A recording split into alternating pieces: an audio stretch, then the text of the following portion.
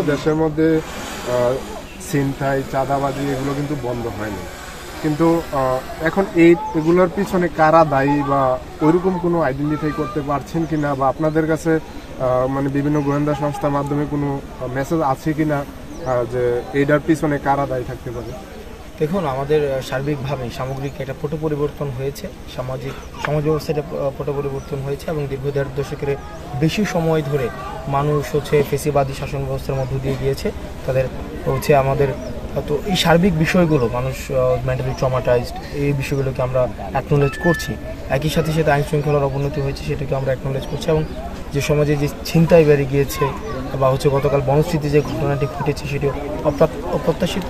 তো সেটিকে পিলু পাসিং মানে আমরা যে দোষ দেওয়ার যে একটি প্রবণতা, রাজনৈতিকভাবে সবগুলো বিষয় দেখা, এ করেছে ও করেছে আমি করি নাই, এই জায়গা থেকে আমরা বের হয়ে এসে ছিনতাইকারীকে ছিনতাইকারী রূপেই চিহ্নিত করে তাদেরকে সে অনুযায়ী ব্যবস্থা নেওয়ার জন্য আমরা সবসময় আমাদের জায়গা থেকে আহ্বান থাকছে। আমার একটা সর্বশেষ প্রশ্ন হচ্ছে যে আমরা দুদিন পরপরই দেখি যে দুদিন পরপরই আমাদের সাবেক বা সব সদ্য পদত্যাগ করা প্রধানমন্ত্রী, যিনি পলাতক প্রধানমন্ত্রী, সেটাই আমরা যেভাবে নেই, উনি ওনার কল রেকর্ড ভাইরাল হচ্ছে বা উনি কল রেকর্ডে বিভিন্ন ধরনের হুমকি দামকি দেশের মানুষকে দিচ্ছে বা ইয়ে করছে, এবং উনি সরাসরি আওয়ামী লীগ এবং ছাত্রলীগ যুবলীগ নিষিদ্ধ ছাত্রলীগ সংগঠন বা ওদেরকে উনি এক প্রকার উস্কানি দিচ্ছে।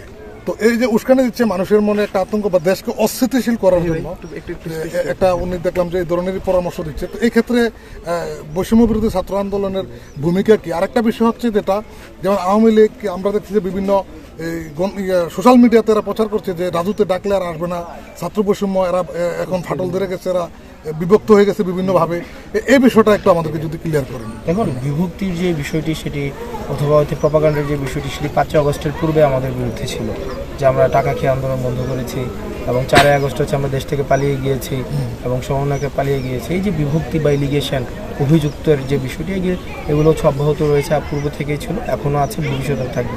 সেগুলো আমরা আমলে নিচ্ছি না, বরং আমরা যেটি জাতীয় সংহতির প্রতি আমাদের সবচেয়ে বেশি আমাদের গুরুত্ব আরোপ করছে এবং আমাদের জাতীয় ঐক্যের প্রতি আমরা গুরুত্ব আরোপ করছি। এবং আমরা বিশ্বাস করি জাতীয় ঐক্যের মধ্য দিয়ে আমাদের যে পলাতক এবং যে আমাদের পলাতক হাসিনার যে পুনর্বাসনের যে দিবা স্বপ্ন যেটি দেখছে সেটি কখনোই বাস্তবায়ন হবে না যতক্ষণ পর্যন্ত আমাদের জাতীয় ঐক্য এবং সংহতি বজায় রয়েছে।